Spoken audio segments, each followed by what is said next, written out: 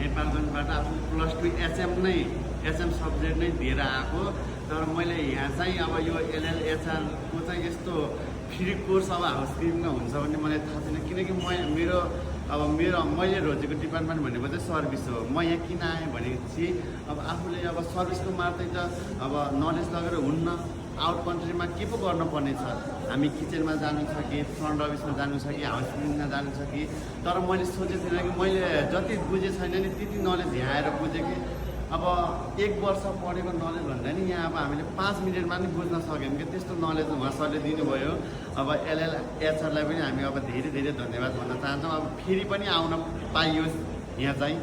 अब मैले चाहिँ अहिले अब न्यू बानेश्वर तिनकुने प्राइम इन्स्टिच्युटमा चाहिँ भर्खर डिप्लोमा जोइन गरेको 2 महिना भएछ। उहाँको अब रामप्रसाद पुरी सरले पनि अब उहाँको पनि एकदमै राम्रो छ क्या उहाँ डिपार्टमेन्ट अब जस्तो डिप्लोमाको।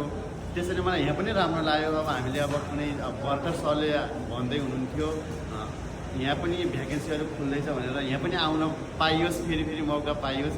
अहिले हाउसकिपिङको भयो भने चाहिँ फेरि सर्भिसको होस्, किनकि म त सर्भिसको मान्छे हो, मलाई चाहिँ सर्भिसमा रिलेटेड छ नि त। अब सर्भिसको जान्नु छ मलाई, त्यसैले चाहिँ अब एकदम खुसी लाग्यो। म चाहिँ कलेजबाट नै आएको, घर पनि गएको छैन, मैले खाना नि खाँदैन, घर पनि गएको छैन। किनकि ज्ञान भन्ने चिज चाहिँ यस्तो हुन्छ कि जति सिक्यो उति सिक्न मन लाग्छ। ज्ञान भन्ने चिज आफूले जानेको कुरा अरूलाई सिकाउन पाइयोस्, अरूले सिकेको कुरा आफूले सिक्न पाइयोस् भन्नेमा हुन्छ। त्यसैले धेरै धेरै धन्यवाद, thank you so much opportunity दिएकोमा यति राम्रो।